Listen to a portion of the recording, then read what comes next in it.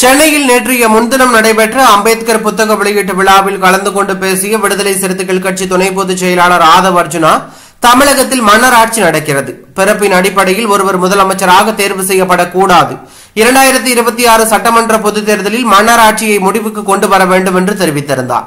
இந்த கருத்து திமுக விசிக கூட்டணியில் பிளவை ஏற்படுத்தும் செயல் என்று திமுகவில் பலரும் ஆதவ் அர்ஜுனாவுக்கு எதிராக குரல் எழுப்பி அவரை கட்சியிலிருந்து நீக்க வேண்டும் என்று கோரிக்கை விடுத்துள்ளார்கள். இதுகுறித்து பேட்டி கொடுத்த திருமாவளவன், ஆதவ் அர்ஜுனா பேசியது தவறானது. தமிழகத்தில் மக்களாட்சியே நடக்கிறது. அவரிடம் விளக்கம் கேட்கிறோம். நிர்வாகிகளுடன் ஆலோசித்து முடிவு எடுப்போம் என்று தெரிவித்தார். இதற்கிடையில் ஆதவ் அர்ஜுனாவை கட்சியிலிருந்து நீக்கக்கூடும் என்ற தகவல் வெளியாக நடவடிக்கை எடுப்பது குறித்து இன்னும் முடிவெடுக்கவில்லை என திருமாவளவன் தெரிவுபடுத்தியுள்ளார். அதே நேரத்தில் ஆதவ் அர்ஜுனாவுக்கு கட்சியில் உள்ள ஆதரவாளர்கள் காரணமாக அவரை நீக்கும் அளவுக்கு திருமாவளவன் முடிவு எடுக்க மாட்டார் என்று அரசியல் விமர்சகர்கள் கருத்து தெரிவித்துள்ளது பரபரப்பை ஏற்படுத்தியுள்ளது.